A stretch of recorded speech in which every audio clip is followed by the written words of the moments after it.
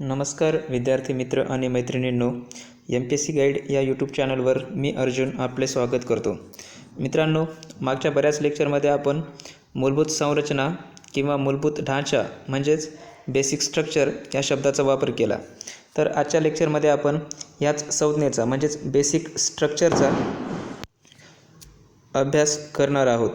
म्हणजेच हे मूलभूत संरचना हिचं नेमकं उगम कसं झालं आणि ही जी संज्ञा आहे ती चर्चेत कशी आली आणि सुप्रीम कोर्टाच्या वेळोवेळी निदर्शनास ती कशी आली, तिला महत्त्व कसं येत गेलं, यासंबंधीच्या गोष्टी आपण आज या लेक्चरमध्ये अभ्यासणार आहोत. तर ह्या संज्ञेशी संबंधित महत्त्वाचे 5 खटले आहेत. ह्या 5 खटल्यांद्वारे वेळोवेळी ह्या मूलभूत संरचनेचं इव्हॉल्युशन म्हणजेच ह्याची उत्क्रांती होत गेली आणि ही आज एक महत्त्वाची संविधानाशी संबंधित बाब आहे. तर ते 5 खटले असे आहेत: शंकरी प्रसाद खटला 1951, गोलकनाथ खटला 1967, केशवानंद भारती खटला 1973, मिनेर्वा मिल्स केस 1980 आणि वामनराव खटला 1981चा. मित्रांनो, केशवानंद भारती हा खटला परीक्षेच्या दृष्टिकोनातून नेहमीच महत्त्वाचा खटला मानला जातो. मात्र यावर्षी हा खटला अतिशय महत्त्वाचा मानला जाऊ शकतो, कारण ह्या 2020मध्येच या खटल्याशी संबंधित जे व्यक्ती होते केशवानंद भारती यांचं निधन झालं आहे आणि त्यामुळे ह्या खटल्यावर किंवा केशवानंद भारती यांच्यावर प्रश्न विचारला जाऊ शकतो.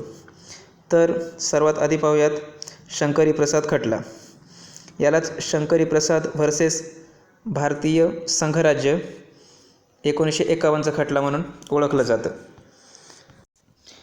मित्रांनो, इथे एक गोष्ट लक्षात घ्या की हे खटले म्हणजे सुप्रीम कोर्टाने त्यावेळी दिलेले निर्णय आहेत आणि सुप्रीम कोर्टाचा नियम असा आहे निर्णयासंबंधी की जो निर्णय सर्वात अलीकडचा असतो तो वैध असतो. म्हणजे त्याच्या आधीचा निर्णय जर सुप्रीम कोर्टाने आताच्या निर्णयामध्ये फिरवला असेल तर जो आताचा निर्णय आहे त्या निर्णयाला वैध मानलं जातं.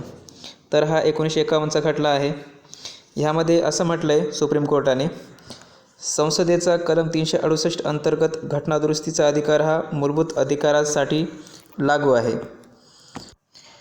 मित्रांनो, त्याआधी एक गोष्ट जाणून घ्या की हे जे खटले आहेत हे खटले मूलभूत अधिकारांमध्ये बदल केला जाऊ शकतो का नाही किंवा त्यामध्ये काही बदल केला जाऊ शकतो का नाही याच्याशी संबंधित सुप्रीम कोर्टाने वेळोवेळी दिलेले निर्णय आहे. त्याचबरोबर एखाद्या घटनादुरुस्तीद्वारे मूलभूत अधिकारांवर किंवा संविधानाच्या एखाद्या महत्त्वाच्या भागावर काही परिणाम होऊ शकतो का ह्यासंबंधीच्या निर्णयाशी हे घटक निगडीत आहेत. तर शंकरी प्रसाद खटला 1951मध्ये आला. त्याआधी काय झालं होतं की त्यावेळेस नेहरू सरकारने 1951मध्ये एक घटनादुरुस्ती केली होती, पहिली घटनादुरुस्ती 1951ची, आणि त्या अंतर्गत जो संपत्तीचा अधिकार आहे तो अधिकार कमी केला गेला होता. तर ह्या घटनादुरुस्तीला सुप्रीम कोर्टामध्ये नंतर चॅलेंज केलं गेलं आणि त्यानंतर मग सुप्रीम कोर्टाने ह्या अंतर्गत हे पुढील निर्णय दिलेले आहेत. तर निर्णय असा आहे, संसदेचा कलम 368 अंतर्गत घटनादुरुस्तीचा अधिकार हा मूलभूत अधिकारांसाठीही लागू आहे. म्हणजेच संसद ही घटनादुरुस्ती करू शकते हे ह्या खटल्याअंतर्गत मान्य केलं गेलं. त्याचबरोबर संसद ही मूलभूत अधिकारांमध्येही बदल करू शकते. मूलभूत अधिकारांमध्ये बदल करणे म्हणजे काही कलम काढायचे असतील तर काढणे किंवा एखादं कलम त्याच्यामध्ये ॲड करायचं असेल तर ॲड करणे किंवा त्या मूलभूत अधिकारांमधील कलमामध्ये फेरफार करणे किंवा बदल करणे असेल तर हे करण्याचा अधिकार संसदेला आहे असं सुप्रीम कोर्टानं सांगितलं. त्याचबरोबर सुप्रीम कोर्टानं असंही सांगितलं की कलम 13मधील कायदाच्या व्याख्येत घटनादुरुस्ती हे घटक येणार नाही. म्हणजेच संसद घटनादुरुस्ती करू शकते, मात्र तो जो घटनादुरुस्तीचा कायदा आहे तो कलम 13मधील कायद्याच्या व्याख्येमध्ये येणार नाही. मित्रांनो, मागील एका लेक्चरमध्ये मूलभूत अधिकारांचा आपण अभ्यास करताना कलम 13 आणि त्यामध्ये जी कायद्याची व्याख्या आहे ती कायद्याची व्याख्या आपण पाहिली होती. आपण रेफरन्स म्हणून तो व्हिडिओ पाहू शकता. तर कलम 13 अंतर्गत घटनादुरुस्ती ही कायदा असणार नाही असं ह्या खटल्यामध्ये सुप्रीम कोर्टानं सांगितलं. सुप्रीम कोर्टानं असंही सांगितलं की अशा प्रकारे संसदेला मूलभूत अधिकारामध्ये बदल करण्याचा संपूर्ण अधिकार असेल, मात्र कलम 13 अंतर्गत जी कायदा म्हणून जी व्याख्या आहे त्याची आडकाठ येणार नाही. कलम 13 असंही सांगतं की जर कायदा हा संविधानातील तरतुदींशी जर सुसंगत नसेल तर तो कायदा बाद ठरवण्याचा अधिकार हा कोर्टांना म्हणजेच न्यायालयांना आहे. तर जर ह्या खटल्यानुसार सुप्रीम कोर्टाचं म्हणणं असं होतं की घटनादुरुस्ती तर होऊ शकते, संसद करू शकते, मात्र ती कलम 13 अंतर्गत येणार नाही, त्यामुळे ती कायद्याच्या व्याख्यात बसणार नाही. ह्यानंतरचा खटला आहे गोलकनाथ खटला 1967चा, गोलकनाथ वर्सेस पंजाब राज्य. मित्रांनो, ह्या खटल्यामध्ये सुप्रीम कोर्टाने आधीच्या खटल्याचा, शंकरी प्रसादच्या खटल्याचा जो निर्णय दिला होता तो पूर्णतः फिरवलेला आहे. म्हणजेच या खटल्याअंतर्गत सुप्रीम कोर्ट असं म्हणतं की मूलभूत अधिकार हे पवित्र आहेत, म्हणून संसद त्याच्यामध्ये बदल करू शकत नाही. आधीच्या खटल्यामध्ये सुप्रीम कोर्टानं असं सांगितलं होतं की संसद ही मूलभूत अधिकारामध्ये बदल करू शकते. ह्या खटल्यामध्ये असं सांगते की मूलभूत अधिकार हे पवित्र आहेत, सॅक्रोसॅक्ट आहेत आणि ह्यामध्ये बदल करता येणार नाही. दुसरा मुद्दा असा, घटनादुरुस्ती हा कलम 13 अंतर्गत कायदा आहे. बघा, म्हणजे आधीच्या खटल्यामध्ये सुप्रीम कोर्टानं असं सांगितलं होतं की कलम 13 अंतर्गत घटनादुरुस्ती ही कायद्याच्या व्याख्येत येणार नाही, मात्र गोलकनाथ ह्या खटल्यामध्ये सुप्रीम कोर्ट असं म्हणतं की घटनादुरुस्ती ही कलम 13 अंतर्गत कायद्याच्या व्याख्येत येईल. त्याचबरोबर सुप्रीम कोर्टानं असं सांगितलं की जर मूलभूत अधिकारामध्ये बदल केला जात असेल तर तो त्या मूलभूत अधिकारांच्या उल्लंघन असं मानलं जाईल आणि तो संबंधित कायदा हा रद्द केला जाईल. ह्या खटल्याला उत्तर म्हणून नंतर पार्लमेंटने 24वी घटनादुरुस्ती जी की 1971मध्ये पारित केली. ह्या घटनादुरुस्तीमध्ये एक महत्त्वाचा मुद्दा असा होता की संसदेला कलम 368 नुसार मूलभूत अधिकारांत बदल करण्याचा अधिकार प्राप्त झाला आणि तो कलम 13 अंतर्गत कायदाही असणार नाही असं म्हटलं गेलं. म्हणजेच आता संसद ही मूलभूत अधिकारामध्ये जे पाहिजे ते बदल करू शकणार होती, त्याचबरोबर ती कलम 13 अंतर्गत कायदा असणार नव्हती. म्हणजेच कलम 13 अंतर्गत एखाद्या कोर्टामध्ये त्या दुरुस्तीला चॅलेंज करता आलं नसतं. तर ह्याच्याशी संबंधित जो पुढचा खटला आहे तो आहे केशवानंद भारती खटला, जो की अतिशय महत्त्वाचा आहे. केशवानंद भारती वर्सेस केरळ राज्य 1973. ह्यामध्ये सुप्रीम कोर्टाने 24वी घटनादुरुस्ती ही वैध मानली, म्हणजे तिला मान्यता दिली. 24वी घटनादुरुस्ती आपण नेमकीच पाहिली की 368 अंतर्गत मूलभूत अधिकारामध्ये बदल करता तर येईल, पण 13 अंतर्गत तो कायदा असणार नाही अशा प्रकारची. तर ह्याच्यातली फक्त पहिली तरतूद सुप्रीम कोर्टाने मान्य केली, म्हणजेच मूलभूत अधिकारामध्ये बदल करण्याचा संसदेचा अधिकार सुप्रीम कोर्टाने मान्य केला. त्याचबरोबर एक अतिशय महत्त्वाची टर्म जिचा ह्या चॅप्टरमध्ये आपण अभ्यास करतो आहे, ह्या लेक्चरमध्ये आपण अभ्यास करतो आहे, ती म्हणजेच मूलभूत संरचनेचं तत्त्व केशवानंद भारती ह्या खटल्यापासून सुप्रीम कोर्टाने लागू केलं. तर जर ह्या मूलभूत संरचनेला बाधा येत असेल तर मग फंडामेंटल राईट्समध्ये बदल करता येणार नाही. म्हणजेच जर मूलभूत अधिकारातील एखाद्या कलमामध्ये बदल होत असेल आणि जर ते मूलभूत संरचनेशी, संविधानाच्या मूलभूत संरचनेशी निगडीत नसेल तरच तो बदल करता येईल. मित्रांनो, इथे आणखी एक गोष्ट लक्षात घ्या की मूलभूत संरचना हा शब्दप्रयोग मुळात घटनेमध्ये कुठेच नाही आहे. त्याचबरोबर सुप्रीम कोर्टाने देखील ह्या शब्दप्रयोगाची व्याख्या केलेली नाही. हा फक्त एक शब्द आहे. मूलभूत संरचना हा एक शब्दप्रयोग आहे आणि हा तत्त्व म्हणून सुप्रीम कोर्टाने मान्य केलं. ह्याच्यामध्ये बऱ्याच घटकांचा समावेश होतो, जो की आपण पुढच्या काही वेळामध्ये पाहणारच आहोत. तर ह्या केशवानंद भारती, जो की आपल्या संविधानिक इतिहासातील अतिशय मोठा खटला देखील मानला जातो, यामध्ये 13 न्यायाधीशांचा समावेश होता आणि 6 वर्सेस 7 असा ह्या खटल्याचा निकाल लागला होता. म्हणजे ह्या खटल्याच्या बाजूला 7 व्यक्ती होते आणि खटल्याच्या विरोधात 6 न्यायाधीश होते. असे एकूण 13 न्यायाधीशांचं हे पीठ होतं. तर ह्या निर्णयाला, सुप्रीम कोर्टाच्या ह्या निर्णयाला उत्तर म्हणून संसदेनं 42वी घटनादुरुस्ती अस्तित्वात आणली, संसदेमध्ये पास करून घेतली. ह्या 42व्या घटनादुरुस्तीलाच मिनी कॉन्स्टिट्यूशन असं म्हणतात. ह्यावर आपण जे महत्त्वाचे घटनादुरुस्ती कायदे आहेत त्यांचा एक स्वतंत्र असा व्हिडिओ बनवणार आहोत. तर ह्या घटनादुरुस्तीनुसार संसदेने कलम 368 बदल केला आणि बदल करून असं सांगितलं गेलं की संसदेला संविधानात कोणत्याही प्रकारच्या दुरुस्तीचा अधिकार आहे आणि मूलभूत अधिकारांचं उल्लंघन होत आहे या कारणावरून न्यायालयात दाद मागता येणार नाही. मित्रांनो, हे स्टेटमेंट अतिशय महत्त्वाचं आहे, कारण ह्या स्टेटमेंटवरच यानंतरचा जो खटला येणार आहे, जो मिनर्वा मिल्स आहे, त्यामध्ये याच्याशी संबंधित सुप्रीम कोर्टाने निर्णय दिलेला आहे. मिनर्वा मिल्स वर्सेस भारतीय संघराज्य हा 1980चा खटला आहे. तर ह्यामध्ये सुप्रीम कोर्टाने ही आताची 42व्या घटनादुरुस्तीमधील जी तरतूद आहे, काय म्हणते की संसदेला संविधानात कोणत्याही प्रकारच्या दुरुस्तीचा अधिकार आहे आणि मूलभूत अधिकारांचं उल्लंघन होत आहे या कारणावरून न्यायालयात दाद मागता येणार नाही, ही तरतूदच न्यायालयाने अमान्य केली. न्यायालय असंही म्हणते की ह्या तरतुदींच्या न्यायालयीन पुनर्विलोकन हे तत्त्वच अमान्य होत आहे, जे की संविधानाच्या मूलभूत संरचनेचा भाग आहे. मित्रांनो, मिनर्वा मिल्स केसमध्येही सुप्रीम कोर्टाने मूलभूत संरचनेचा उल्लेख केला.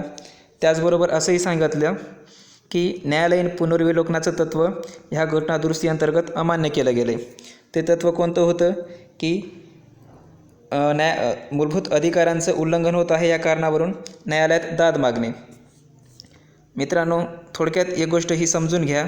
न्यायालयीन पुनर्विलोकन म्हणजे ज्यावेळेस कायदेमंडळ, मग ती संसद असेल किंवा विधिमंडळ असेल राज्यस्तरावरची, ती ज्यावेळेस कायदे पास करते तर त्या कायद्यांची घटनात्मक वैधता, संविधानिक वैधता तपासण्याचं काम हे कोर्टाचं असतं. हायकोर्ट असेल किंवा सुप्रीम कोर्ट असेल.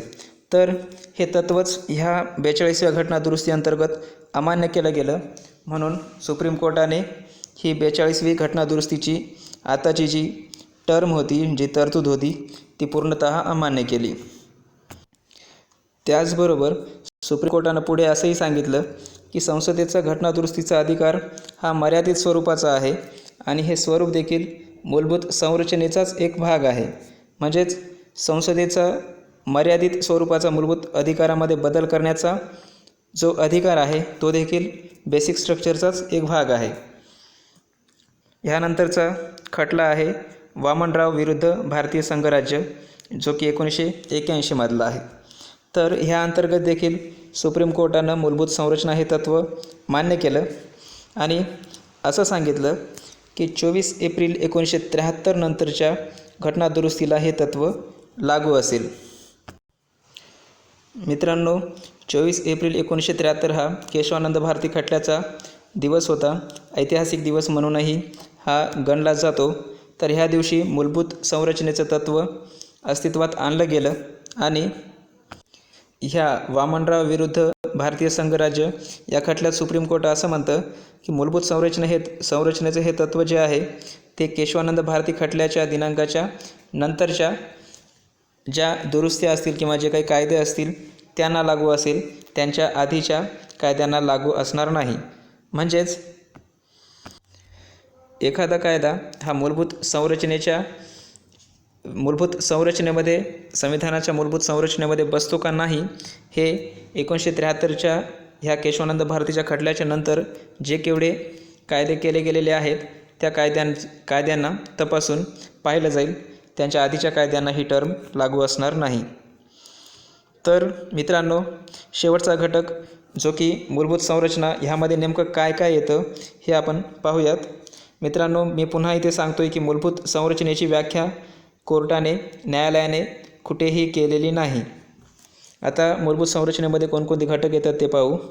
संविधानाची सर्वोच्चता म्हणजेच संविधान हे सर्वोच्च असेल. नंतर आहे भारताचे सार्वभौम लोकशाही व प्रजासत्ताक स्वरूप म्हणजेच भारत हा सार्वभौम असा देश आहे. म्हणजे कोणत्या दुसऱ्या देशाच्या दबावाखाली येऊन भारत हा निर्णय घेणार नाही, तर स्वतंत्रपणे तो निर्णय घेण्यास सक्षम असेल. लोकशाही स्वरूप म्हणजेच लोकांनी लोकांद्वारे लोकांसाठी निवडून दिलेली जी सत्ता पद्धत आहे, शासन पद्धत आहे, ती पद्धत. त्याचबरोबर प्रजासत्ताक म्हणजेच गणराज्य. याचाच अर्थ असा की जो देशाचा प्रमुख आहे, उदाहरणार्थ आपल्या इकडे राष्ट्रपती आहे, हा निवडणुकीद्वारे निवडला जाईल ना की एखाद्या वंशपरंपरेद्वारे. जसं ब्रिटनमध्ये वंशपरंपरेद्वारे देशाचा प्रमुख हा अस्तित्वात असतो, आपल्या इकडे निवडणुकीद्वारे तो निवडला जातो. धर्मनिरपेक्षता म्हणजेच सेक्युलरिझम हे तत्त्व देखील मूलभूत संरचनेमध्येच येतं. म्हणजेच देश, आपला देश किंवा राज्य नावाची जी कन्सेप्ट आहे तो कोणत्याही धर्मामध्ये भेदभाव करणार नाही आणि सर्व धर्मांना समान वागणूक देईल. ह्यानंतरचं आहे कायदेमंडळ, कार्यकारी मंडळ व न्यायमंडळ यांच्या अधिकारांत विभागणी. मित्रांनो, ह्या तिन्ही जी बॉडी आहेत ह्यांना लोकशाहीचे पिल्लर म्हणजेच लोकशाहीचे स्तंभ असे म्हणतात. कायदेमंडळ जे की कायदे निर्मितीचं काम करतं, कार्यकारी मंडळ जे कायदे बनवले गेलेले आहेत ते अंमलात आणण्याचं काम करतं, आणि न्यायमंडळ हे लोकांच्या न्यायाशी संबंधित गोष्टींचा, त्याचबरोबर हे जे कायदे आहेत हे कायदे घटनेशी अनुसरून आहेत का नाहीत हे पाहण्याचं काम करतं. तर हे जे तिन्ही बॉडीज आहेत हे आपल्या आपल्या स्थानावर स्वतंत्ररित्या काम करतील, एकमेकांच्या अधिकार क्षेत्रात हस्तक्षेप करणार नाहीत. हे मूलभूत संरचनेचं वैशिष्ट्य आहे. ह्या अंतर्गत ह्या तिन्ही घटक येतात. ह्यानंतरची मूलभूत संरचना आहे संविधानाचे संघराज्यीय स्वरूप. मित्रांनो, भारत हा संघराज्य स्वरूपाचा देश आहे. म्हणजेच केंद्र आणि राज्य यांच्यामध्ये एक वेगळी अटॅचमेंट आहे. राज्य संघातून फुटून बाहेर जाऊ शकत नाही, त्याचबरोबर स्वतःला स्वतंत्र असा देश म्हणून जाहीर करू शकत नाही, तो त्यांना अधिकारच नाही आहे. त्याचबरोबर आपल्या देशांची जी राज्यांची संख्या आहे किंवा जी राज्य आहेत ती प्रशासकीय सोयीनुसार बनवलेली आहेत. राज्य आणि संघामध्ये कोणताही करार होऊन ती अस्तित्वात आलेली नाहीत. ती संसदेनुसार म्हणजेच संविधानानुसार बनवली गेलेली आहेत. ह्यानंतरचं घटक आहे देशाची एकता व अखंडता. हे देखील मूलभूत संरचनेचं भाग आहे. मित्रांनो, अखंडता म्हणजेच इंटिग्रिटी हा शब्द 42वी घटनादुरुस्ती 1976 अंतर्गत प्रास्ताविकेमध्ये म्हणजेच प्रिॲम्बलमध्ये ॲड केलं गेलं होतं. ह्यानंतरचा घटक आहे कल्याणकारी राज्य म्हणजेच लोकांचं कल्याण करणं. हे देखील मूलभूत संरचनेचं एक भाग आहे. ह्यानंतर आहे न्यायालयीन पुनर्विलोकन. आपण आताच पाहिलं की न्यायालयीन पुनर्विलोकन म्हणजे काय, तर हा जो घटक आहे तो देखील संविधानाचं मूलभूत संरचनेअंतर्गत येतो. त्याचबरोबर व्यक्तीचे स्वातंत्र्य व प्रतिष्ठा म्हणजेच भारत देशामध्ये व्यक्तीला देखील आणि त्या व्यक्तीच्या प्रतिष्ठेला देखील तेवढंच महत्त्व दिलेलं आहे. व्यक्तीच्या स्वातंत्र्याला देखील तेवढंच महत्त्व दिलेलं आहे. ह्यानंतरची टर्म आहे संसदीय व्यवस्था. आपली जी संसदीय व्यवस्था आहे, लोकसभा आणि राज्यसभा हे विधेयक मांडून त्याचं कायद्यामध्ये रूपांतर करण्याचं काम करतात आणि शेवटी राष्ट्रपती त्यांना त्या विधेयकावर सही देऊन त्याला कायद्यात रूपांतर करतो. तर ही जी प्रक्रिया आहे ती संसदीय प्रकारची प्रक्रिया ही मूलभूत संरचनेअंतर्गतच येते. त्याचबरोबर कायद्याचे राज्य म्हणजेच रूल ऑफ लॉ हे देखील मूलभूत संरचनेचं घटक आहे. कायद्याचे राज्य म्हणजे त्या प्रदेशासाठी जो कायदा केला गेलेला आहे त्या कायद्यानुसार तेथील व्यवस्था चालेल. ह्यानंतर मूलभूत अधिकार व मार्गदर्शक तत्त्वे यांतील संतुलन हे देखील मूलभूत संरचनेचा एक भाग आहे. इथे ह्या दोघांमधील संतुलन दिलेलं आहे. म्हणजेच जर मार्गदर्शक तत्त्वामध्ये बदल करायचा असेल किंवा मार्गदर्शक तत्त्वांना राबवायचं असेल, मात्र मूलभूत अधिकारांचा त्यामध्ये संकोच होत असेल, जसं मागच्या एका लेक्चरमध्ये आपण पाहिलं होतं, DPSPच्या लेक्चरमध्ये आपण पाहिलं होतं की काही मूलभूत तत्त्वांना अंमलात आणण्यासाठी जर कलम 14 व 19चा भंग होत असेल तरी देखील मूलभूत तत्त्वे ही अंमलात आणली जाऊ शकतात आणि याला सर्वोच्च न्यायालयाने मान्यताही दिली होती.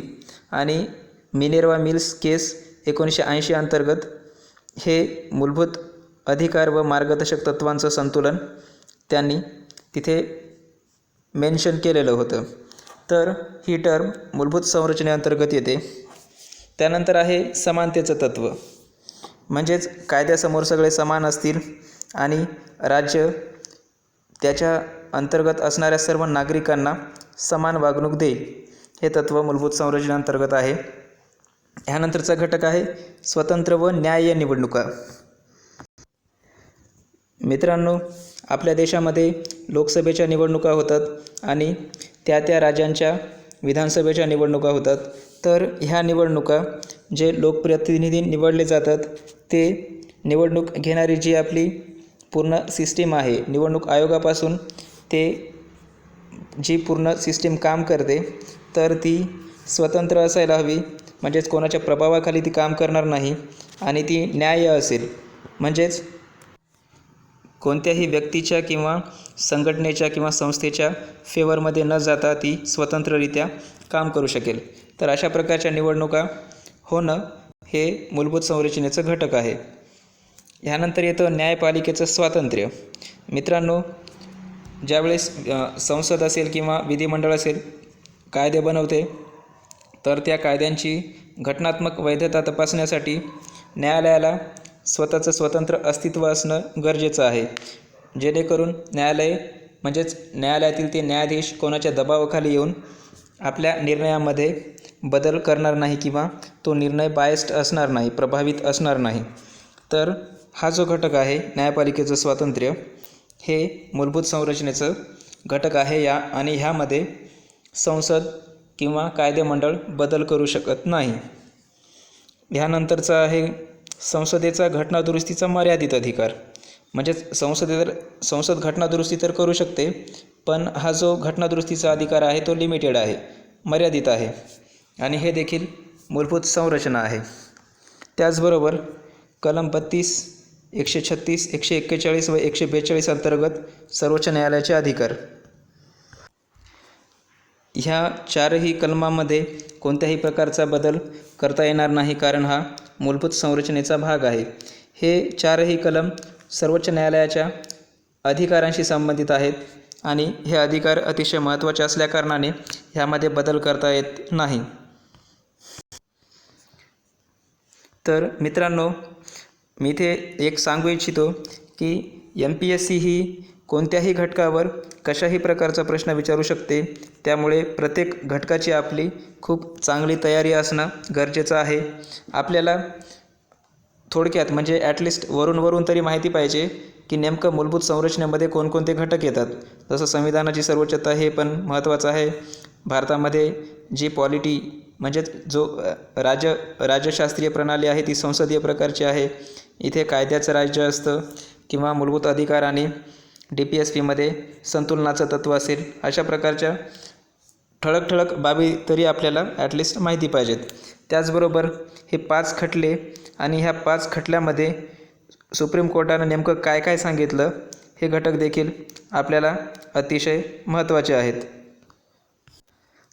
कारण सध्या MPSCचा जो प्रश्न विचारण्याचा जो कल आहे तो खूप बेसिकपासून त्या विषयाच्या डीपमध्ये, म्हणजेच विद्यार्थ्यांना नेमका तो टॉपिक किती चांगल्या प्रकारे कळालेला आहे ह्या घटकापर्यंत प्रश्न विचारला जात आहे. प्रिलिम्समध्ये देखील आणि मेन्समध्ये तर सखोल अभ्यास असणं गरजेचं आहे. तर ह्या सगळ्या गोष्टींचा विचार करून मी हा व्हिडिओ लेक्चर बनवलेला आहे. तर मित्रांनो, आपल्याला आजचा हा व्हिडिओ कसा वाटला हे कमेंट बॉक्समध्ये आम्हाला नक्की कळवा आणि आमच्या व्हिडिओला जास्तीत जास्त विद्यार्थ्यांपर्यंत शेअर करा आपल्या मित्रांपर्यंत शेअर करा, आपल्या ग्रुपमध्ये शेअर करा आणि आमच्या चॅनलला सबस्क्राईब करायला विसरू नका. धन्यवाद.